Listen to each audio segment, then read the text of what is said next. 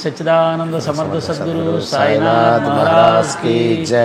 మా డి గారు ఏపీ జెన్కోలో పెద్ద ఆఫీసర్ అండి. వారు దాదాపుగా మన ఇరిగేషన్ డిపార్ట్మెంట్లో అయితే వారు ఎస్సీ ర్యాంకు. ఈయన ఇప్పుడు క్యాడర్ కూడా ఈ ర్యాంకా ఈయన క్యాడర్ కూడా ఈయన ఎగ్జిక్యూటివ్ ఇంజనీర్. ఇప్పుడు మామూలు మీద అంటే డి అంటారు. లేదు ఈయన అంటే ఎస్సీ ర్యాంకే ఉంటుంది. ఇరిగేషన్లో ఎస్సీ ర్యాంక్ అంతే అలాగే ఉంటుంది.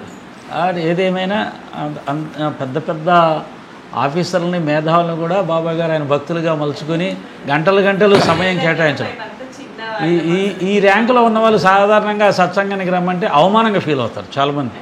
పెద్ద ర్యాంక్ వచ్చే కొద్దీ గుడికి వెళ్ళడం అవమానంగా భావిస్తారు. అంటే మేము పెద్దవాళ్ళం గుడికి వెళ్తాము, దేవుడే మా దగ్గర రావాలన్నట్టుకుంటారు.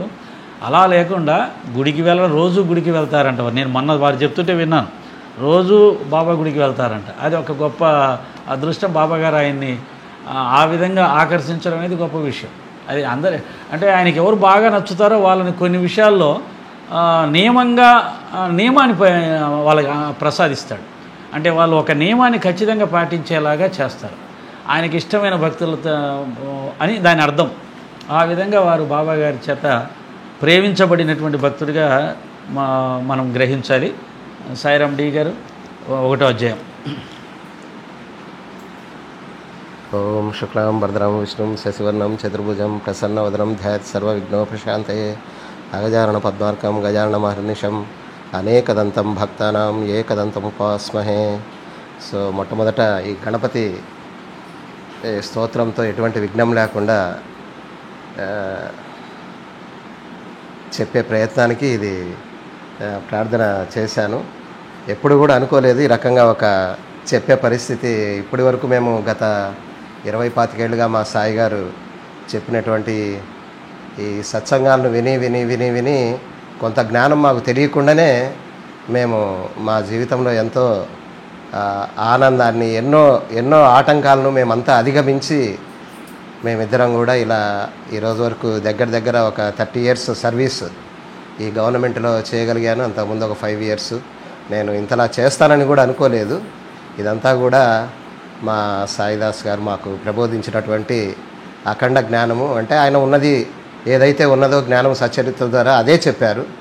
మాకు అది ఎందుకో పూర్వజన్మ సంస్కారం వల్ల మాకు ఆయన ఒక గురువుగా మేము ఎప్పుడు భావించి ఆ విన్నటువంటి జ్ఞానంతో ఏదో 4 మాటలు చెప్పే ప్రయత్నం అయితే నేను చేస్తాను. ఆయన ఇలా క్లాసులు ఈ రోజు నుంచి స్టార్ట్ అవుతున్నాయండి, ఏదో మీకు తెలిసింది చెప్పండి అని అంటే నేనేదో సడన్గా అప్పటికప్పుడు ఎటువంటి ప్రిపరేషన్ లేకుండా చెప్పడానికి ఇలా కూర్చున్నాను. అందరూ కూడా ఇబ్బందులు ఉన్నా వినటానికి ఒకవేళ చాలా కర్ణకఠోరంగా ఉన్నా వినాల్సిందిగా అందరినీ కూడా రిక్వెస్ట్ చేస్తున్నాను.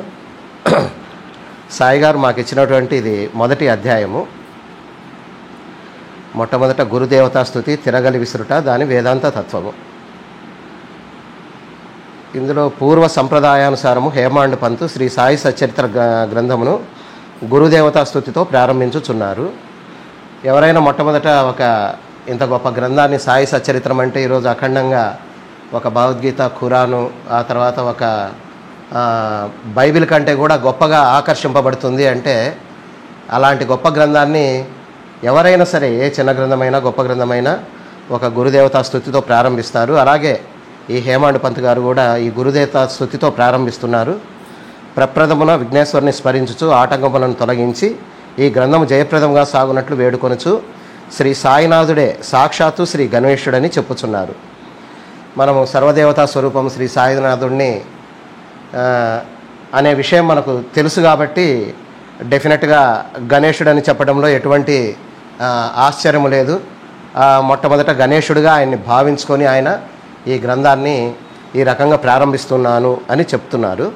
తర్వాత పిమ్మట శ్రీ సరస్వతీదేవిని స్మరించి ఆమె తనని గ్రంథ రచనకు పురిగొల్పినందుకు నమస్కరించుచు శ్రీ సాయియే సరస్వతీ స్వరూపులై తమ కథను తామే గానము చేయుచున్నారని చెప్పుచున్నారు. మొట్టమొదట ఏదైనా సరే మనము ఒక అక్షర రూపంలో ఒక ఇంత మహాగ్రంథాన్ని మనము ఒక పుస్తకం మీద పెడుతున్నప్పుడు మనకు ఖచ్చితంగా సరస్వతీదేవి అనుగ్రహం ఉండాలి. ఆ సరస్వతీదేవి ఎవరో కాదు, అది కూడా సాయినాథుడే. సాక్షాత్తు సాయినాథుడే సరస్వతీదేవి రూపంలో నన్ను ఇలా పురిగొలిపి నా చేత ఇలా రాయిస్తున్నారు అని ఆయన తన యొక్క విశ్వాసాన్ని ప్రకటిస్తున్నారు.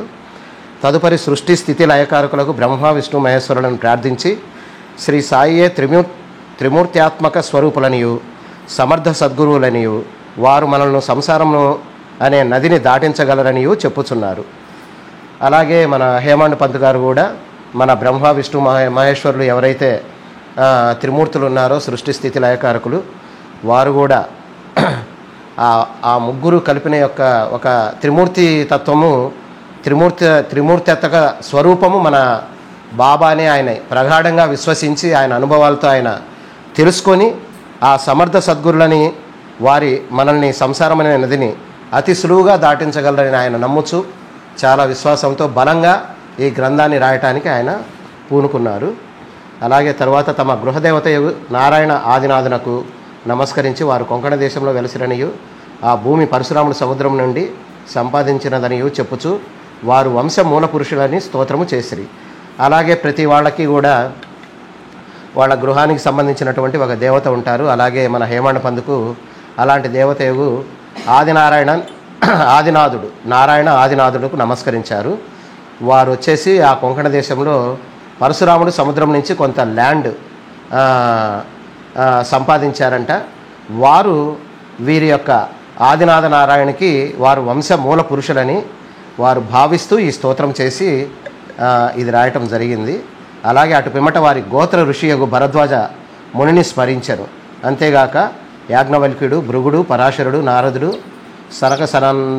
సనందనాథుడు, శరత్కుమారుడు, శుకుడు, సౌనకుడు, విశ్వామిత్రుడు, వశిష్ఠుడు, వాల్మీకి, వాసుదేవుడు, జైమిని, వాసంపాయనుడు, నవయోగీంద్రుడు మున్నగు పలువురు మునులను నివృత్తి, జ్ఞానదేవు, సోపాను, ముక్తాబాయి, జనార్దనుడు, ఏకనాథుడు, నామదేవుడు, తుకారాం, కాన్హా, నరహరి తదితర అర్వాచీన యోగీశ్వరులను కూడా ప్రార్థించారు. జనరల్గా ప్రతి వాళ్ళకి ఒక గోత్రం ఉంటుంది. ఆ గోత్రం యొక్క ఒక ఋషి ఉంటారు. అలా మన హేమాండ్ పంత్ గారి గోత్ర ఋషి అయినటువంటి భరద్వాజ మునిని ఆయనను కూడా ఇలా స్మరిస్తూ దీన్ని ప్రారంభించారు. అంతేగాక ఇలాంటి ఒక గొప్ప యోగేంద్రులందరినీ కూడా ఆయన తలుచుకున్నాడు అనమాట. యాజ్ఞవల్క్యుడని, భృగుడని, పరాశరుడని, నారదుడు వీళ్ళంతా కూడా మహామహులు అనమాట. మనము మన హిందూ సనాతన ధర్మానికి వీళ్ళందరినీ తలుచుకోకుండా మనం ఉండలేము. ఏదో ఒక సందర్భంలో ఖచ్చితంగా తలుచుకుంటాము. అలాగే మన హేమాండ్ పంత్ గారు కూడా ఇలాంటి గొప్ప గొప్ప నవయోగీంద్రులని, ఆ తర్వాత అర్వాచీన యోగీశ్వరులు అంట. వీళ్ళంతా కూడా మన నివృత్తి, జ్ఞానదేవు, సోపాను, ముక్తాబాయి, జనార్దనుడు, ఏకనాథుడు, నామదేవుడు, తుకారాం, కాన్హా, నరహరి తదితర అర్వాచీన యోగీశ్వరులు అంటే వాళ్ళు ఒక గొప్ప యోగీశ్వరులని కూడా తలంచుకొని ఆయన ఈ గ్రంథాన్ని ప్రారంభించారు. అలాగే తర్వాత తన పితామహుడైన సదాశివునకు, తండ్రి రఘునాథునికి, కన్నతల్లికి, చిన్నతనము నుండి పెంచి పెద్ద చేసిన మేనత్తకి, తన జ్యేష్ఠ సోదరునికి నమస్కరించాను. అలాగే వాళ్ళ కుటుంబంలో వాళ్ళ జేజనాయనైన సదాశివుడు, వారి తండ్రి అయిన రఘునాథుడు, ఆ తర్వాత కన్నతల్లి, చిన్నతనం నుంచి ఆయన్ని పెంచి పెద్ద చేసినటువంటి వారి మేనత్త, అలాగే ఆయన యొక్క పెద్ద సోదరుడికి వీళ్ళందరినీ కూడా గుర్తు చేసుకుంటూ వాళ్ళందరి ఆశీస్సులు వాళ్ళ ఇది కూడా కావాలి, ఎటువంటి ఆటంకాలు లేకుండా కావాలని వాళ్ళందరినీ కూడా ఆయన జ్ఞాపకం చేసుకుంటూ దీన్ని ప్రారంభించడం జరిగింది. అలాగే అటుపైన పాఠకులకు నమస్కరించి తన గ్రంథమును ఏకాగ్ర చిత్తంతో పారాయణ చేయుడని ప్రార్థించాను.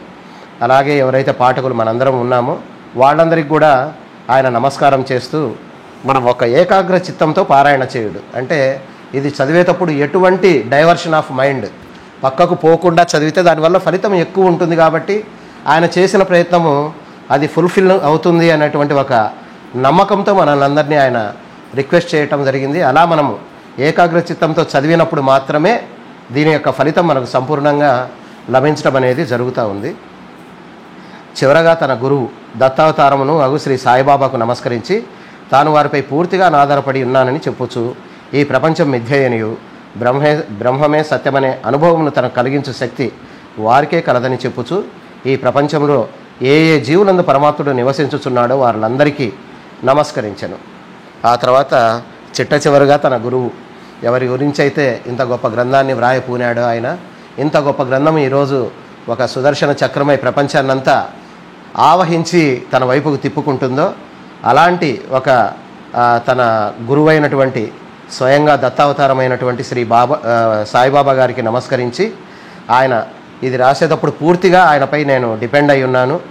ఇదంతా కూడా ఈ ప్రపంచమంతా మిథ్య, ఇంతవరకు నేను ఆ మిథ్యలోనే ఉన్నాను, ఆ బ్రహ్మమే సత్యమనే అనుభవమును తనకు కలిగించు శక్తి వారికే కలదని చెప్పుచూ ఈ ప్రపంచంలో ఏ జీవులందు పరమాత్ముడు నివసించుచున్నాడో, ఈ సృష్టిలో కోటాను కోట్ల జీవరాశులు ఉన్నాయి. అలాంటి జీవకోటి అంతలో దేంట్లో అయితే ఈ పరమాత్ముడు ఉన్నాడో వాళ్ళందరినీ కూడా ఆయన స్మరించుచు ఇంత గొప్ప గ్రంథాన్ని ఆయన వ్రాయటానికి పూనుకున్నాడు. పరాశరుడు, వ్యాసుడు, శాండిల్యుడు మొదలుగా గల వారు చెప్పిన భక్తి మార్గమును పొగడి వర్ణించిన పిమ్మట హేమాండ పంతు ఈ క్రింది కథను చెప్పుటకై ప్రారంభించాను. ఇలా పరాశరుడు, వ్యాస మహర్షి, శాండిల్యుడు మొదలుగా గల ఒక గొప్ప భక్తి మార్గములను వాళ్ళు వర్ణించిన దాన్ని ఆయన గుర్తు చేసుకుంటూ ఈ మొట్టమొదటి అధ్యాయమును ఆయన ప్రారంభిస్తున్నారు. ఇలా 1910వ సంవత్సరం తదుపరి ఒకనాటి ఉదయంలో నేను షిరిడీ మసీదులోనున్న శ్రీ సాయిబాబా దర్శనం కొరకు వెళ్ళి తిని అప్పుడు జరిగిన ఈ క్రింది విషయమును గమనించి మిక్కిలి ఆశ్చర్యపడి తిని. ఈయన హేమాండ్ పంత్ గారు మొట్టమొదట 1910వ సంవత్సరంలో మన బాబా గారు ఉండే షిరిడీలో ఆయన దర్శనం కొరకు వెళ్ళినప్పుడు ఒక అద్భుతమైన వింత ఆయన గమనించాడు.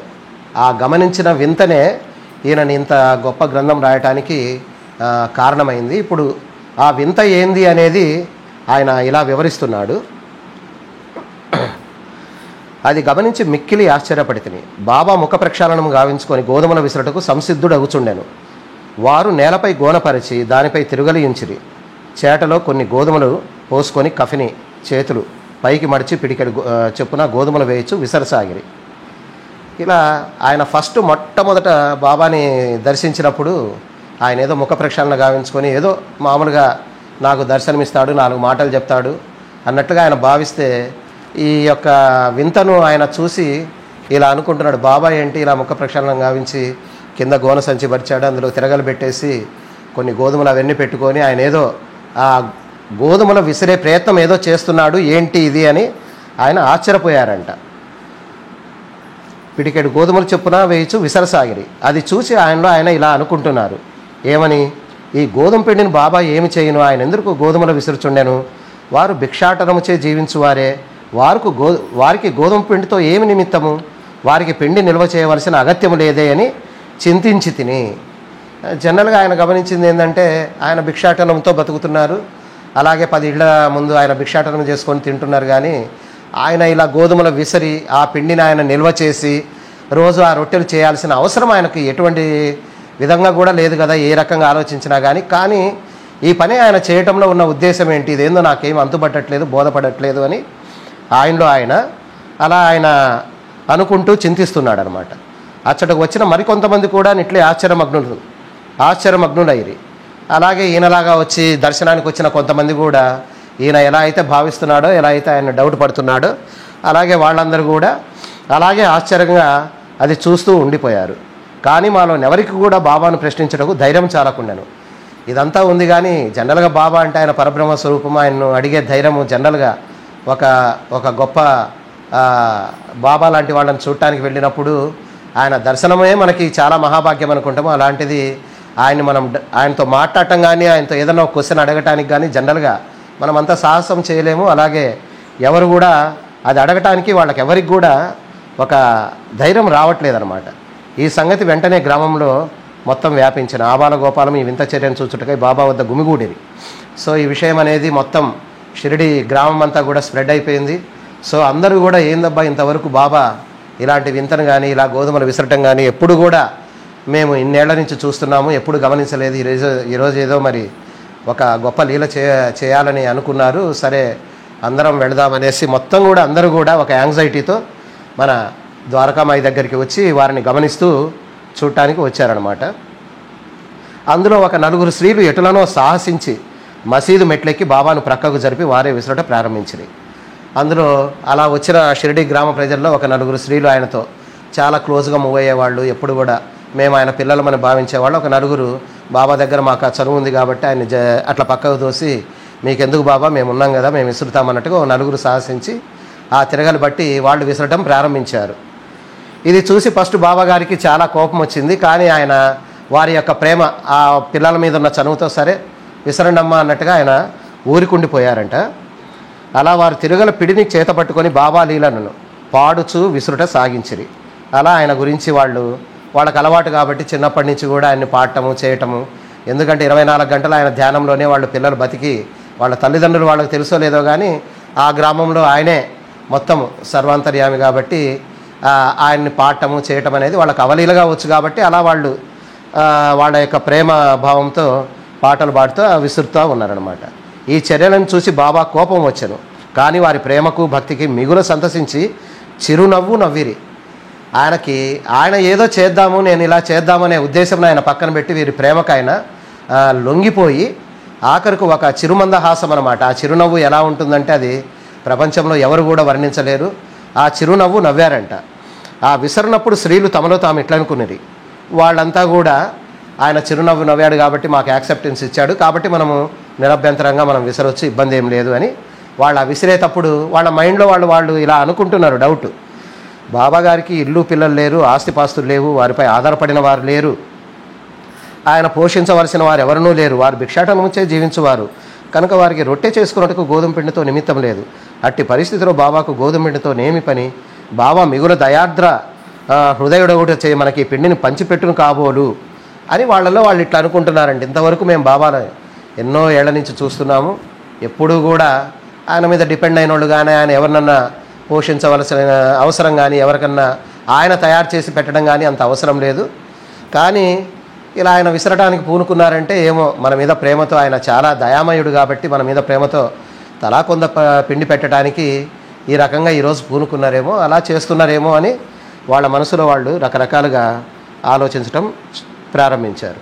ఈ విధంగా మనమున వేర్వేరు విధముల చింతించుచు పాడుచు విసరట ముగించి పిండిని 4 భాగములుగా చేసి ఒక్కొక్కరు ఒక్క భాగమును తీసుకొని చుండిరి. అలా మొత్తము ఆ గోధుమలు ఏవైతే ఉన్నాయో అవన్నీ కంప్లీట్ అయిపోయినాయి. ఆ పిండిని మొత్తం వాళ్ళు 4 విసిరారు కాబట్టి 4 భాగాలుగా చేసి తలా ఒక భాగము మనం షేర్ చేసుకుందామనేసి తీసుకునే ప్రయత్నము వాళ్ళు చేస్తున్నారు. అంతవరకు శాంతంగా గమనించుచున్న బాబా లేచి కోపంతో వారిని తిట్టుచూ ఇట్లా నేను అప్పటి వరకు చాలా కూలుగా ప్రేమగా నవ్వుతూ చిరునవ్వుతూ ఉన్న బాబాకి వాళ్ళు చేసే పని చూసి ఆయనకు ఒక్కసారిగా కోపం వచ్చి ఇలా తిడుతూ చెప్తున్నాడు అనమాట. ఓ వనితలారా, మీకు పిచ్చి పట్టినదా ఏమి? ఎవరబ్బ సొమ్మను కొని లూటీ చేయించుంటుంది? మీ వద్ద నుండి గోధుమలు వాడుకుంటున్నా ఏమి? ఏ కారణం చేత పిండిని గొంపోటుకు యత్నించుచున్నారు? సరే, ఇట్లు చేయుడు, పిండిని తీసుకొని పోయి గ్రామపు సరిహద్దులపైన చల్లుడు అని చెప్పారంట. అంతవరకు శాంతంగా ఉన్న బాబా ఒక్కసారి వాళ్ళ మీద కోపంతో ఈ రకంగా అన్నారనమాట. ఏమా మీరందరూ ఏం చేస్తున్నారు ఏంటి? ఇంతవరకు బాగానే విసిరారు చేశారు, నాకేదో సహాయం చేస్తున్నారు అనుకున్నాను, ఇప్పుడు సడన్గా ఏదో 4 భాగాలు చేసి మీ షేర్ మీరు తీసుకుందాం అనుకుంటున్నారు. ఇదేమన్నా మీ అబ్బ సొమ్మ ఏమిటి? అంటే మీరు సంపాదించిన సొమ్మ ఏమిటి? మీ వద్ద నుంచి నేనేమన్నా గోధుమలు అవి ఇవి తీసుకున్నానా ఏంటి? ఇలా మీ సొమ్మని మీరు తీసుకెళ్తున్నారనేసి ఆయన ఫస్ట్ కోప్పడ్డారు. సరే అనేసి మళ్ళీ ఆయన ఓ పని చెప్పారనమాట. సరే, మీరు ఇలా తీసుకున్నారు కాబట్టి ఎవరి షేరు వాళ్ళు, మీరు 4 దిక్కులకు వెళ్ళి మన షిరిడి గ్రామ సరిహద్దులలో ఈ పిండిని చల్లిరండి అని వాళ్ళకు ఒక ఆర్డర్ వేశారనమాట బాబా గారు. అది విని ఆ వనిత ఆశ్చర్యమగ్నులైరి. వాళ్ళంతా ఇది విని ఏందబ్బా ఇదంతా ఏదో మేము తీసుకోబోదాం అనుకుంటే మొత్తము అంతా బార్డర్లో చల్లిరమ్మన్నారు అనేసి వాళ్ళు ఒక ఆశ్చర్యానికి గురయ్యారనమాట. అలాగే సిగ్గుపడిరి. ఇంతవరకు మేము ఇలా అనుకున్నాము, బాబా ఉద్దేశం ఇది కాబట్టి మనం చాలా స్వార్థంగా ఆలోచించామనేసి ఒక పార్షియల్గా మనం ఆలోచించామని చాలా సిగ్గుపడిపోయారంట వాళ్ళలో వాళ్ళు గుసగుసలాడుకొనుచు ఊరు సరిహద్దుల వరకు పోయి బాబా యాజ్ఞానుసారము ఆ పిండిని వారు చల్లటం జరిగింది. నేను ఇదంతయు చూచి, ఇదంతా అక్కడ హేమండ్ పంత్ గారు ఆ ద్వారకామాయిలో ఇదంతా గమనిస్తున్నారు. ఇంతవరకు చూసిందంతా చాలా జాగ్రత్తగా, అసలు ఏం జరుగుతుంది, ఇది ఇంత మహానుభావుడి దగ్గర ఈ లీలలేంటి అనేసి ఆయన చాలా జాగ్రత్తగా అదంతవరకు జరిగిందంతా చూచి షిరిడీ ప్రజలను బాబా చర్యను గూర్చి ప్రశ్నించి తిని ఆయన బయటికి వెళ్ళి ఆ తర్వాత ఏంటి బాబా గారు ఇలా చేస్తున్నారు, మీకేమైనా దీంట్లో అంతరార్థం ఏమన్నా బోధపడిందా అని ఆయన షిరిడీ ప్రజలందరినీ కూడా కొన్ని విచారణ చేయడం ప్రారంభించారు. ఆయనకు తెలియదు కదా, ఆయన లీలను వీలైనంత ఎక్కువగా స్ప్రెడ్ చేయడానికి ఆయన ఒక సదుద్దేశంతో ఆయన కొంతమంది జనాల్ని ప్రశ్నించారంట. ఊరిలో కలరా జాడ్యం కలదనియు దాన్ని శాంతింపజేయటకది బాబా సాధనమనియు చెప్పేది. ఆ ఊరి జనాలకు తెలుసు ఆయన ఏది చేసినా అందులో పరమార్థం ఉంటుంది, కాబట్టి కలరా జాడ్యం అనేది ఈ మధ్య షిరిడీలో చాలా స్పీడ్గా స్ప్రెడ్ అయింది. ఆయన దానికోసమని ఇలా ఆయన విసిరి వీళ్ళందరికీ కూడా అదంతా చల్లమని చెప్పారు. ఇలాంటి లీలలు ఆయన ఎన్నో చేశారు. అందులో ఇది ఒక లీల అని అక్కడున్న ఒక స్వల్ప జ్ఞానం ఉన్న ప్రజలు కూడా, వాళ్ళంతా ఏమీ చదువుకోలేదు, అంత స్వల్ప జ్ఞానం ఉన్న వాళ్ళు కూడా ఇంత అఖండ జ్ఞానం ఉన్న మన హేమాండ్ పంత్ గారికి ఒక ఎగ్జాంపుల్గా చెప్పడం అనేది జరిగిందనమాట. అప్పుడు వారు విసరనివి గోధుమలు కావనియు, వారు కలరా జాడ్యమును విసరి ఊరి కవతల పారద్రోలిననియు చెప్పిరి. అప్పుడు వారు విసినరి. అప్పుడు హేమాండ్ పంత్ గారు ఆయనకు ఒక స్ఫురణ వచ్చేసిందనమాట. ఓహో, ఇంతవరకు ఏదో బాబా గారు ఒక లీల అనుకున్నాను, ఏదో గోధుమలు విసురుతున్నాను, ఆయన ఏదో రొట్టెల కోసమని ఆయన విసురుకొని ఆయన ఏదో స్టాక్ చేసుకొని పెట్టుకుంటారనుకుంటే కాదు. ఆయన విసిరిని గోధుమలు కాదవి, కలరా జాడ్యమును విసిరి ఊర కవతల పారద్రోలిరనియు అప్పుడు ఆయనకి చెప్పారనమాట. అలా అప్పటి నుండి కలరా వ్యాధి తగ్గిందనమాట. చాలా వరకు ఎప్పుడైతే స్ప్రెడ్ అయిందో ఆయన చేసిన ప్రయత్నం అదే కాబట్టి, అది బాబా ఆయన యొక్క అఖండ శక్తితో చేసింది కాబట్టి న్యాచురల్గా అదంతా కూడా డౌన్ ట్రెండ్కి వచ్చేసింది. ఆ కలరా అంతా కూడా ఆ గ్రామంలోని ప్రజలందరూ ఆనందించారు అప్పుడు. సో ఆటోమేటిక్గా అది తగ్గింది కాబట్టి వాళ్ళంతా కూడా చాలా హ్యాపీగా ఫీల్ అయ్యారు. ఇదంతయు వినిన నాకు మిక్కిలి సంతోషము కలిగెను. ఓహో, ఇంకా అదంతా విని ఆయన ఒక మిక్కిలి సంతోషం అంటే ఆయన ఒక వైబ్రేషన్కి గురి అయి ఉంటారనమాట. అబ్బా, బాబాని ఏదో నేను కొంత పరిమిత ఇదితో అనుకున్నాను, చాలా లిమిటెడ్ ఆయన అని వస్తే ఈయన ఒక అంతుబట్టే మన మానవ మేధస్సుకు అంతుబట్టేటువంటి చర్యలు కాదు అనేసి ఆయన ఒక మిక్కిలి సంతోషము, దీని గూఢార్థము తెలుసుకున్న కుతూహలము కలిగాను. గోధుమ పిండికి కలరా జాడ్యమున కల సంబంధం ఏంటి? ఈ రెండింటికి గల కార్యకారణ సంబంధం ఏమి? ఒకటి ఇంకొక దానిని నెట్టు శాంతింపజేశాను. ఇదంతయు అగోచరముగా తోచను. ఆయనకి ఏం అర్థం కాలే. కలరా ఏంది, దానికి ఏదో మందులు మాకులు అవి ఇవి ఇస్తారు, లేదంటే ఏదో బ్లీచింగ్ అవి ఇవి గవర్నమెంట్ వాళ్ళు ఏదో చల్లటం జరుగుతుంది. కానీ గోధుమ పిండి విసిరి ఆ గోధుమ పిండిని చల్లితే కలరా డౌన్ ట్రెండ్కి రావటం అనేది ఆయనకి చాలా డౌట్గా అలా అనిపించింది. అందుచే నేను తప్పక ఈ విషయం గురించి వ్రాసి బాబా లీలను మనసారా పాడుకొనవలయనని నిశ్చయించుకుంటుని. అక్కడ ఆయనకు స్టార్ట్ అయింది మనసులో బలంగా ఏంటంటే, ఇంత గొప్ప లీల, ఇలాంటి లీలలు రాసి నేను మనస్ఫూర్తిగా పాడుకోవాలని ఆయన ఆ టైంలోనే ఆయన ఒక డెసిషన్కి వచ్చేసాడు, కంక్లూజన్కి వచ్చేసాడు. అంతే, ఖచ్చితంగా ఇలాంటి లీలలు రాసినప్పుడు ఇది ఒక అఖండ వ్యాప్తంగా స్ప్రెడ్ అయ్యి 10 మందికి తెలుస్తుంది అని ఆయన that is the right time అనమాట. అది ఆయన ఒక రైట్ టైంగా తీసుకొని అప్పుడు ఆయన మనసులో ఆయన దూరాడు. బాబా దూరి ఆయన అప్పటికే సెలెక్ట్ చేసుకున్నాడు. కాకపోతే ఆయనకి ఆ విషయం తెలియదు, హేమాండ్ పంత్ గారికి. బాబా గారి యొక్క లీలలు అది అనంతం కాబట్టి ఎవరు కూడా ఆయనలో ఆ స్ఫురణ అప్పుడు కలిగించేశాడు ఆయన ఆటోమేటిక్గా. దాని ద్వారా ఈ లీలను చూసి ఇట్లు భావించుకొని హృదయానంద పూరితడనైతిని. ఆ లీలను చూసి ఆయన ఆనందం అంటే అది అన్లిమిటెడ్, అంటే one cannot put it in words అనమాట. ఆయన మాటల్లో ఎవరు కూడా పెట్టలేనంత ఆనందపడ్డాడంట ఆయన. ఈ ప్రకారంగా బాబా సచ్చరిత్రను రాయటకు ప్రేరేపింపబడితిని. అలా ఆయన ఫస్ట్ అలా ఇన్స్పైర్ అయిపోయాడు ఇది రాయటానికి. అది ఈరోజు ఈ జాతిని ఇంత ఉద్ధరించి ఈరోజు మనమంతా ఇంత ఆనందంగా ఇంత సంతోషంగా ఉంటున్నామంటే ఆ రోజు ఆ టైం అలా ఫిక్స్ చేశారనమాట బాబా గారు హేమాండ్ పంత్ ద్వారా. అట్లే బాబా కృపా కటాక్షములచే ఆశీర్వాదములచే గ్రంథము నిర్విఘ్నముగను జయప్రదముగను పూర్తి అయినది. సో ఇంత గొప్ప గ్రంథము పూర్తి అయినది అని అంటే ఆయన చెప్తున్నాడంటే రియల్గా ఆయన అంత అదృష్టవంతుడు, హేమాండ్ పంత్ అంత అదృష్టవంతుడు. ఈవెన్ వ్యాస మహర్షి కొన్ని గొప్ప గ్రంథాలను రాశారు, వాళ్ళకు కూడా అంత క్రెడిట్ ఉండదేమో అన్నంత గొప్పగా ఆయన ఫీల్ అయ్యాడు. మనం కూడా అలాగే భావిస్తున్నాము హేమాండ్ పంత్ గారి గురించి. ఈ తిరగలి విసురుట దాని వేదాంత తత్వము. ఈ తిరగలి విసురుటకు గూర్చి షిరిడి ప్రజలను కొను రీతియే గాక దానిలో వేదాంత భావం కూడా కలదు. సాయిబాబా షిరిడి యందు సుమారు 60 ఏండ్లు నివసించను. ఈ కాలమంతయు వారు తిరగలి విసరుచనే ఉండిరి. నిత్యం వారు విసరనది గోధుమలు కావు, భక్తుల యొక్క పాపములు. సో ఈ తిరగలి యొక్క మొత్తము కంక్లూజన్ అంటే ఇది ఎంత గొప్ప వేదాంతాన్ని ఇక్కడ చెప్పారు అంటే, బాబా షిరిడీలో 60 సంవత్సరాల నుంచి దాదాపుగా ఆయన నివసించారు. ఈ కాలమంతయు వారు తిరగలి విసర్జనే ఉండిరి. అంటే వాళ్ళు ఫిజికల్గా విసరటం కానీ చేయటం కానీ అవన్నీ ఏమి చేయలే. ఏ రకంగా విసిరారు అంటే అవన్నీ కూడాను వారు విసరనది గోధుమలు కావు, భక్తుల యొక్క పాపములు.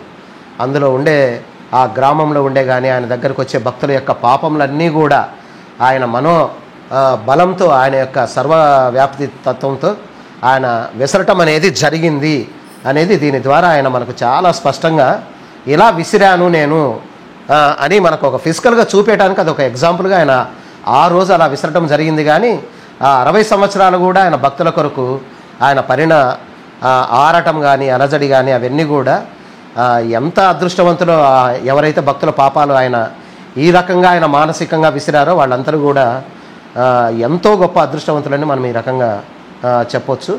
మన విచారములు మొదలగునవి తిరుగలి యొక్క క్రింది రాయి కర్మ, మీది రాయి భక్తి, చేతితో పట్టుకున్న పిడి జ్ఞానము, ఈ రకంగా భావన చేయొచ్చు మనము.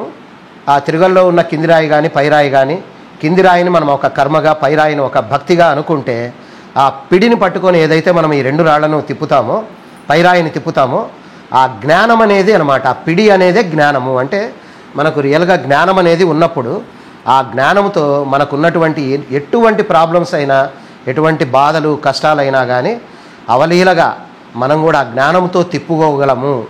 ఖచ్చితంగా ఆ జ్ఞానం అనేది ఉండాలి. ఆ జ్ఞానం అనేది ఒక గురువు గారే మనకు అందించగలరు కానీ ఇంకా ఎవరి వల్ల కాదు అనేసి మనం భావన చేయొచ్చు. జ్ఞానోదయమునకు కానీ ఆత్మ సాక్షాత్కారమునకు కానీ మొట్టమొదట పాపములను కోరికలను తుడిచి వేయవలెను. సో ఈ జ్ఞానోదయం కానీ మనకు ఆ జ్ఞానం కానీ రావాలంటే మనం ఆత్మ సాక్షాత్కారం నిజంగా పొందాలనే తపన కానీ ఖచ్చితంగా అంటే మనకు రియల్గా ఉంటే ఫస్ట్ మనం ఏం చేయాలంటే ఈ పాపములను కానీ కోరికలను కానీ తుడిచివేయాలి. ఎన్నెన్నో కోరికల పుట్ట ప్రతి మనిషి కూడా ప్రతి మనిషి మెదడు కోరికల పుట్ట. ఎవరెవరి కోరికలు వాళ్లకు ఎంతో ఇదిగా అన్నమాట. నా విషయం తీసుకుంటే మనం సాయిదాస్ గారిని కలవక ముందు ఎన్నెన్ని ఆలోచనలో ఏమో అసలు నేను అవన్నీ ఇప్పుడు చెప్పలేను. అవన్నీ కూడా మన సాయిదాస్ గారు చెప్పిన తర్వాత ఈ జ్ఞానంకి వచ్చిన తర్వాత ఎంత ఇదిగా ఆలోచించాను. ఇవే నేను ఆలోచించింది. నా జీవితానికి ఏమాత్రం పనికిరాని ఇంతవరకు ఆలోచించానా, ఇది కదా నిజమైన జ్ఞానం అంటే అనేసి నేను భావన చేసి అంత అఖండ విశ్వాసంతో 20 ఏళ్ల నుంచి సత్సంగాలు ఇవి విని మేము తెలుసుకోవటం అనేది జరిగింది. కాబట్టి అలాంటి పాపములు కానీ కోరికలు కానీ ఎవరికైనా సహజంగా ఉంటాయి. కాబట్టి ఫస్ట్ వాటిని కంప్లీట్గా మనం పక్కన పెడితే తప్ప ఆ జ్ఞానం అనే పిడి మనకు దొరకదు. అటు పిమ్మట త్రిగుణరాహిత్యం పొందవలేను, అహంకారమును చంపుకొనవలేను. ఈ అహంకారం అనేది ప్రతి మనిషికి కూడా అది పోదు, ఎన్ని జన్మలైనా కానీ పోదు ఈ అహంకారం అనేది. ఎందుకంటే నేను ప్రాక్టికల్గా గమనించాను ఈ 30 years గవర్నమెంట్ సర్వీస్లో. ఈ అహంకారం అనేది ఏ లెవెల్లో ఉంటుందంటే అది ఇంకా చెప్పలేనమాట. ఆ అహంకారం పోవటం అనేది రియల్గా అది జరగదేమో అనిపిస్తుంది నా వరకు. ఎందుకంటే డెఫినెట్గా అది అహంకారం తీసేయాలి అనుకుంటాం. మనం తీసేసే కొంది కూడా అది జనరేట్ అవుతూనే ఉంటుంది. డెఫినెట్గా పోయి ఒక సీట్లో కూర్చున్నప్పుడు, ఒక క్యాడర్లో కూర్చున్నప్పుడు ఆ అహంకారం అంతో ఇంతో ఉంటేనే దానికి ఏమన్నా మనం జస్టిఫై చేయగలమా, లేకపోతే మరీ పూర్తిగా అహంకారాన్ని తొలగించుకుంటే చేయలేం. ఇలా రకరకాల ఆలోచనలతో కత్తి మీద సాము అంటుంటారు మా సాయి గారు.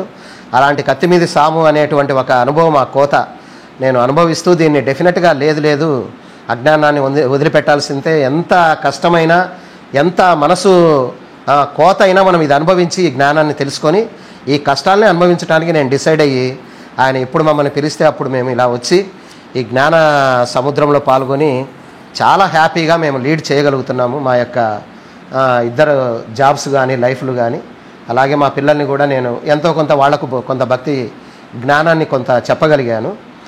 ఇది వినగానే కబీర్ కథ జ్ఞప్తికి వచ్చిందండి. ఒకనాడు స్త్రీ ఒకటి తిరుగలలో ధాన్యమును వేసి విసురుతూ ఉందంట.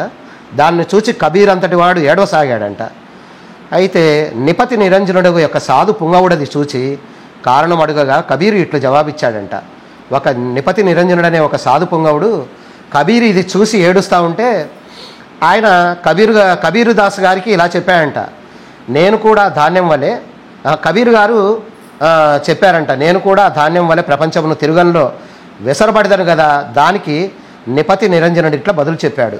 ఆ నిపతి నిరంజనుడు అనే సాధు పుంగవుడికి కబీరు గారు ఏమంటున్నారంటే, అది చూసి నేను కూడా ఈ గోధుమల వలె నేను మొత్తం జీవితం అంతా ఇలా విసరబడి చాలా ఇబ్బందులు కష్టాలు ఇవన్నీ పాలవదను కదా, అవన్నీ నాకు జ్ఞాపకం వచ్చి నా జీవితం ఇంకా ఎంతో ఉంది, నా చివరి శ్వాస వరకు ఇలాంటి కష్టాలు బాధలే అనుభవిస్తాను కదా అని ఆ జ్ఞాపకంతో నేను ఎంతో, నాకు అసలు అది తలుచుకుంటేనే ఎంతో బాధ కలుగుతుందని ఆయన ఒక అజ్ఞానంతో బాధపడుతూ ఉంటే ఆ సాధు పుంగవుడు అంటే ఆ నిపతి నిరంజనుడు ఇలా చెప్తున్నాడంట కబీర్ గారితో, ఏమని, భయం లేదు, తిరుగల పిడిని గట్టిగా పట్టుకో. అంటే నువ్వేం భయపడాల్సిన పని లేదు. ఆ పిడి అనే జ్ఞానాన్ని, అంటే నీకున్న జ్ఞానంతో ఆ పిడిని నువ్వు గట్టిగా పట్టుకో. అనగా జ్ఞానమును విడవకుము. ఎటువంటి పరిస్థితుల్లో ఎన్ని కష్టాలు నష్టాలు, ఆఖరుకు నువ్వు సర్వనాశనం అయిపోతావన్న పరిస్థితి వచ్చినా కానీ నీకు ఏదైతే జ్ఞానం నీ గురువుగారు బోధించారో దాన్ని విడవద్దు. నువ్వు ఎటువంటి పరిస్థితుల్లో విడవద్దు. నేను ఎట్లు గట్టిగా పట్టి ఉన్నానో నీవు అట్లే చేయము. నేను నా గురువు దయ వల్ల నేను దాన్ని అంతో ఇంతో గట్టిగా పట్టుకున్నాను, అలాగే నీవు కూడా దాన్ని గట్టిగా పట్టు. మనసును కేంద్రీకరించము. ఎటువంటి పరిస్థితుల్లో మనసును అటు ఇటు డైవర్ట్ చేయొద్దు. దాన్ని డెఫినెట్గా భగవంతుడి మీద, నువ్వు నమ్మిన భగవంతుడి మీద దాన్ని కాన్సన్ట్రేషన్ చేయి. దూరంగా పోనీయకము. దాన్ని ఎటువంటి పరిస్థితుల్లో వేరే డైరెక్షన్లో కానీ వేరే దూరం కానీ పోనీయకుండా ఆయనపై కాన్సన్ట్రేషన్తో ఆ జ్ఞానంతో కానీ నువ్వు గట్టిగా ఉన్నావు అంటే అంతరాత్మను చూచుటకు దృష్టిని అంతర్ముఖంగా నిమ్ము. నీలో ఉన్న అంతరాత్మను చూస్తూ నీ దృష్టిని లోపలికి పోనీ, ప్రపంచం సైడుకు పోనీయొద్దు. ఆటోమేటిక్గా నువ్వు అటువంటి బంధాలు, ఏదైతే నువ్వు దుఃఖాలు శోకాలు అనుకుంటున్నావో వాటిని నువ్వు తప్పక వాటి నుంచి నువ్వు ఉద్ధరించబడి నువ్వు రక్షింపబడేదవు. ఈ రకంగా ఆ నిపతి నిరంజనుడనే ఒక గొప్ప సాధు పుంగవుడు మన కబీర్ దాస్ గారికి ఇలా చెప్పడం జరిగింది.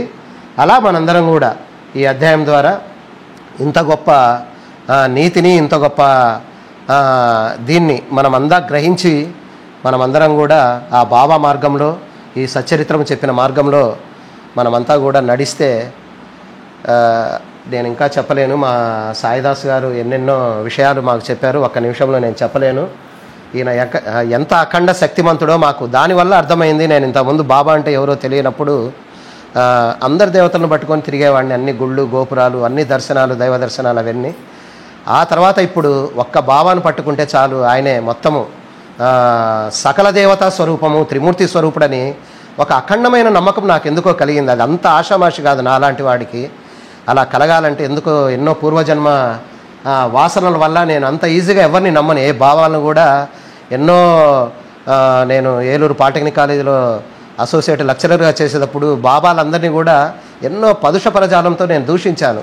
ఆ పాపల కర్మమే అనుభవిస్తున్నానేమో అనుకునేవాడిని. మన పుట్టపర్తి సాయిబాబా గారిని కానీ, తర్వాత షిరిడి బాబా, వీళ్ళంతా బాబాలు, వీళ్ళని నమ్మితే ఇంకంతే మనము పక్కాగా మోసపోతాం తప్ప ఇంకా ఏమీ.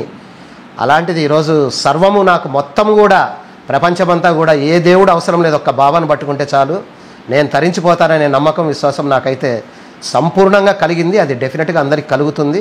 ఈ సచ్చరిత్రను మనం మనస్ఫూర్తిగా ఒక కాన్సన్ట్రేషన్గా చదివినప్పుడు మాత్రమే. అలా నా అనుభవాలను మీతో పంచుకున్నందుకు, ఈ రకంగా సాయి గారు నాకు ఇంత గొప్ప సదవకాశము, ఏదో 4 మాటలు చెప్పే అవకాశం నాకు ఇచ్చినందుకు మా గురువు గారికి, వారి పాద పద్మాలకి నేను మనస్ఫూర్తిగా నమస్కరిస్తూ ముగిస్తున్నాను. జై సాయిరామ్. అనర్ఘలంగా చెప్పారు, చాలా సంతోషం. ఎక్కడ కూడా కడుముకోకుండా, అంటే లోపల పొంగి వచ్చేస్తుంది బయటికి, ఆ విధంగా వచ్చేస్తుంది. చాలా బాబా గారు చాలా ఆశ్చర్యంగా సత్సంగా, నేను ఇలా చెప్తారు అనుకోలేదు, ఏదో చెప్పమన్నారు చెప్తామని అనుకున్నాను. కానీ ఇంకోటి ఏంటంటే డి గారు ఎప్పుడు కూడా చాలా బిజీ. వాళ్ళది ఏపీ జెన్కో అనేది 24 hours డ్యూటీ. అది ఆ డ్యూటీలో ఉంటూ వారు ఈ జ్ఞానాన్ని విచారణ చేయడం కానీ, లేదా సచ్చరిత్రలో ఉన్నదాన్ని ఇలా విశ్లేషణ చేయడానికి టైం కేటాయించడం కూడా చాలా కష్టం ఆయనకి. అలా ఏమాత్రం టైం కేటాయించడానికి అవకాశం లేని జాబులో ఉంటూ సత్సంగాల్లో గంటలు పాల్గొంటూ, అంటే మిగతా టైం అంతా ఆయన డ్యూటీ తర్వాత మిగతా టైం అంతా పాపం ఈ 10 రోజులు దీనికే ఇచ్చేశారు. ఆ తర్వాత ఈ విధంగా సత్సంగం చెప్పడానికి, అంటే నేను అనుకుంటాను బాబా గారే వారిలో దూరి చెప్పించారు. ఆయన తయారై చెప్పిన దానికంటే కూడా బాబాగారు ఆయనలో దూరి చెప్పించారని నేను అనుకుంటున్నాను. ఆ విధంగా ఇద్దరు భార్యాభర్తలు బాబా భక్తులుగా ఉంటూ, బాబా సేవ చేస్తూ, బాబాని ప్రేమిస్తూ, సచ్చరిత్రను ప్రేమిస్తూ ఈ మార్గంలో ప్రయాణం చేయడం, బహుశా దానివల్లనే బాబాగారు వారిద్దరిని సెలెక్ట్ చేసుకొని ఉండవచ్చు. ఇద్దరు కూడా చక్కగా డిస్టెన్స్లో పాస్ అయ్యారండి. చాలా సంతోషం. ఏదో సరే ఆమె ఏదో అంటుంది, నాకు తెలియదు, కొన్ని పదాలు తేడా వస్తుంటాయి మాకు. తర్వాత నేను కూడా ఈ 35 సంవత్సరాలు సచ్చరిత్ర చదువుతున్నాను. చదివినా దానికి ఏదో చాలా తెలిసిపోయింది, అన్నీ మనం దాంట్లో ప్రతి పదం మనం గ్రహించేసాం, చదివేశాం అని అనుకుంటాం. కానీ నాకు ఈరోజు ఆయన చదువుతుంటే చిరునవ్వు, అంటే వాళ్ళు బాబాగారిని పక్కకు జరిపి గోధుమలు విసురుతున్నప్పుడు బాబాగారు చిరునవ్వుతో వారిని ఆ కోపము చిరునవ్వు రెండు వచ్చాయి. బట్ చిరునవ్వు అనే పదం నేను గ్రహించలేకపోయా. నాకు తెలిసి బాబాగారు సచ్చరిత్ర మొత్తంలో ఎక్కడ కూడా ఆయన నవ్వాడనేది నేను చూడలేదు, వినలేదు అని ఎప్పుడు అనుకునేవాడిని మైండ్కి. ఆయన ఎప్పుడు కూడా నవ్వడం చూడలేదు. ఒక్క కాపర్ డే డైరీలో మాత్రమే ఆయన నవ్వినప్పుడు కాపర్ డే చూసి దాని గొప్పతనం రాశాడు. అది కాపర్ డే డైరీలో ఉంది. మరి సచ్చరిత్రలో ఎక్కడ కూడా ఆయన నవ్వింది నాకు తెలియదు అనుకున్నా. ఈరోజు ఆయన చదువుతూ ఉంటే దాంట్లో బాబా చిరునవ్వుతో అనే పదం రావడం అని చాలా, అంటే ఇప్పటికీ కూడా ఇంకా మనం సచ్చరిత్రలో మనసు పెట్టి చూడని పదాలు కొన్ని ఉన్నాయి అనేది తెలుస్తుంటుంది. ఎప్పటికప్పుడు కొత్త పదాలు, వాటికి కొత్త భావాలు ఆయన ఇస్తూ ఉంటాడు. 30, 40 ఎన్ని సంవత్సరాలు చదివినా సరే మనం ఏదో పండితులం అయిపోయాం సచ్చరిత్ర అని అనుకుంటే ఏమీ లేదు. దాంట్లో ఇంకా నువ్వు తెలియని పదాలు చాలా ఉన్నాయి, చూడని పదాలు ఉన్నాయి, తెలుసుకొని జ్ఞానం ఉంది అని కూడా ఆయన చెప్తుంటాడు. ఆ విధంగా ఉన్నప్పుడు మన అహంకారం ఏదన్నా ఉంటే అది కొద్దిగా తొక్కబడుతుంది. నానాసాహెబ్ గారికి కూడా మంచి అహంకారం ఉంది కదా. గీత నేను చాలా పద్ధతిలో చదివాను, చాలా గ్రంథాలు చదివాను, కాబట్టి బాబాగారికి ఏం తెలుసులే అనుకున్నాడు, తొక్కాడు. ఎన్ని ప్రశ్నలు వేస్తే అన్ని ప్రశ్నలు నాకు తెలియదు బాబా అన్నాడు. కాబట్టి ఆ విధంగానే సచ్చరిత్ర ఏదో బలా పిండేశాం, మింగేశాం, రాష్ట్ర వ్యాప్తంగా చెప్పేస్తున్నాం అని అనుకుంటే బాగా తొక్కుతాడు. ఆ తొక్కడం ఇవాళ కూడా జరిగింది నాకు. తర్వాత ఇందులో మనం సత్సంగం చెప్పేటప్పుడు ఏంటంటే దాంట్లో కొన్ని కీ పాయింట్స్ ఉంటాయి. ఆ కీ పాయింట్స్ గుర్తించి వాటిని మనం ఎస్టాబ్లిష్ చేసుకోవాలి. అంటే ముఖ్యంగా మెసేజెస్ ఉంటాయి. ఇప్పుడు మనకు దీంట్లో మెసేజ్ తీసుకున్నప్పుడు ఆ గోధుమలు వీసిన సందర్భంలో బాబా ఆ స్త్రీలను అన్న మాటలో ఒక మెసేజ్ వస్తుంది. మీ అబ్బ సొమ్ము అనుకున్నారా, మీ దగ్గర నేను ఏమైనా గోధుమలు అరువు తీసుకున్నానా అని అన్న సందర్భాన్ని మనం ఉపయోగించుకొని ఏం చెప్పాలంటే సమాజానికి ఒక మెసేజ్ ఇవ్వాలి. అంటే ఎవరి సొమ్ము కూడా మనం వాడుకోవాలని ప్రయత్నం చేయకూడదు, ఇతరుల సొమ్ముని మనం ఆశించకూడదు. ఇది ఒక్కటి గుర్తుపెట్టుకుంటే మానవుడు చాలా నిజాయితీపరుడుగా జీవిస్తాడు. అది ఎక్కడ ఆఫీసులో నిజాయితీగా ఉంటాడు, ఇంటి దగ్గర నిజాయితీగా ఉంటాడు. అత్తగారు కట్నం ఇవ్వలేదని చెప్పేసి కట్టుకున్న భార్యని హింసించడం, బాధ పెట్టడం, అవమానించడం, ఇంకా కొంతమంది వదిలేయడం, చెత్త పనులను చేస్తుంటాం కదా. అత్తగారి సొమ్ము నీకు సంబంధం లేదు. బాబాగారు చెప్పినట్టుగా కేవలం నిన్ను కన్న తల్లిదండ్రుల సొమ్ము మీద మాత్రమే నీకు అధికారం ఉంటుంది. లేదా నువ్వు ఎవరి దగ్గరన్నా అప్పు తీసుకుంటే ఆ అప్పును తిరిగి వాళ్ళు వచ్చి నీ దగ్గర లాక్కపోవచ్చు. ఇప్పుడు బ్యాంకు వాళ్ళు లాక్కపోతారు కదా మన అప్పు తీసుకుంటే. మనతో అడగాల్సిన అవసరం లేదు, మన పర్మిషన్ అక్కర్లేదు, వచ్చేసి ఇంట్లో అన్ని లాక్కొని పోతారు. వాళ్ళకి అధికారం ఉంది. కాబట్టి రెండు మాటలు, ఒకటి నీ దగ్గర ఏమైనా నేను అప్పు తీసుకున్నానా, రెండు మీ అబ్బగారి సొమ్మ. ఈ రెండు సందర్భంలోనే అవతల వాళ్ళ సొమ్ము మనం వాళ్ళకి చెప్పకుండా తీసుకోవచ్చు. ఇంకా మిగతావన్నీ కూడా అన్యాయమే. కాబట్టి ఈ విషయాన్ని మనం జనాల్లోకి పంపించడం అనేది బాబాగారు ఇచ్చిన ఒక మెసేజ్గా పంపిస్తే ఆ మెసేజ్ ఆ విన్న వాళ్ళకి నైతికంగా వాళ్ళు జీవించడానికి ఆ పదాన్ని తీసుకుంటారు, ఉపయోగపడుతుంది. అలా మనం చదివేటప్పుడు అందులో ఏమైనా అటువంటి మెసేజెస్ ఏమైనా ఉన్నాయా మనకు కానీ వింటున్న వాళ్ళకి కానీ బాబాగారు చెప్పే మెసేజ్ ఏమైనా ఉందా అనేది పరిశీలించి అలాంటి మెసేజ్ ఉన్న పాయింట్లు సందర్భాలను పట్టుకొని వాటిని కాస్త ఎస్టాబ్లిష్ చేస్తే సత్సంగానికి అది కొద్దిగా పనికొచ్చే విధంగా ఉంటుంది. అలాగే వారి మహిమ, వారి లీల ద్వారా వారి మహిమ ఏమన్నా వ్యక్తమైన ఉంటుంది. ఇప్పుడు లీల అది గోధుమలు విసరడం అనేది, దాన్ని గోధుమ పిండి తీసుకెళ్ళి కలరాజాజ్యాన్ని పోగొట్టడం అనేది అది పెద్ద లీల, పెద్ద మహిమ. అది ఆయనకు మాత్రమే సాధ్యమైనటువంటి మహిమ. దాన్ని మనం ఇంకా కొద్దిగా ఎస్టాబ్లిష్ చేసి చెప్పడానికి ఏమన్నా అవకాశం ఉంటుందా అంటే మహాత్ములు ఏం చెప్తారంటే కర్మఫలాలని వాళ్ళు ట్రాన్స్ఫర్ చేయగలుగుతారు, వాళ్ళకి ఆ శక్తి ఉంటుంది. అంటే మనకు గురుచరిత్ర తీసుకున్నప్పుడు ఆ స్త్రీ భర్త చనిపోతే ఆమె బాధపడి ఏడుస్తూ శ్రీ గురుని ప్రార్థిస్తే నా భర్తను బ్రతికించమంటే ఆమె బాధ చూడలేక, ఏడుపు చూడలేక, తన మీద ఎంతో విశ్వాసంతో వచ్చింది కదా అని చెప్పి అతన్ని మళ్ళీ బతికిస్తాడు. ఆ బతికించడం అంటే ఎలా బతికిస్తారండి, బ్రహ్మ రాసిన రాత కదా, దాన్ని మీరు ఎలా తప్పించకూడదు కదా అంటే అప్పుడు ఆయన చెప్తాడు, వచ్చే జన్మలో అతని ఆయుష్ తీసి ఇచ్చానయ్యా అంటాడు. ఆ విధంగా గురువులకి ఆ ట్రాన్స్ఫర్ చేసే కెపాసిటీ ఉంటుంది. అలాగే ఈ జబ్బుల విషయం కూడా ఎలా ఉంటుందంటే ఆ యొక్క మహమ్మారికి 2 రకాలే ఉంటుంది ఇక్కడ. దీంట్లో చెప్పడం ఏంటంటే ఆ కలరా జాడ్యాన్ని విసిరాడు ఆయన అని చెప్పాడు అనమాట. అంటే ఆ ఊర్లో ఉన్న కలరా మహమ్మారిని గోధుమలకు ట్రాన్స్ఫర్ చేసి దాన్ని విసిరి దాన్ని బయటపడేసేసాడు. అంటే దాన్ని చంపేశాడు. విసరడం అంటే ఒక రకంగా చంపడమే దాన్ని. కాబట్టి ఆ విధంగా చంపాడని చెప్పొచ్చు దాన్ని. రెండవది ఆ మహమ్మారికి ఆహారం కావాలి. ఆహారం ఏంటి? ప్రజల్ని పట్టి పీడించి చంపేసి ఆహారంగా తినేస్తుంది. ఒక శక్తి అది. దానికి మహాత్ముడు ఏం చేస్తాడంటే, ఇదిగో ఈ గోధుమ పిండి ఇస్తున్నాను, ఆ గోధుమ పిండి తిని సంతృప్తి ఇచ్చింది, వెళ్ళిపో అని చెప్పేసి అలా చెప్పగలుగుతాడనమాట. అదేవిధంగా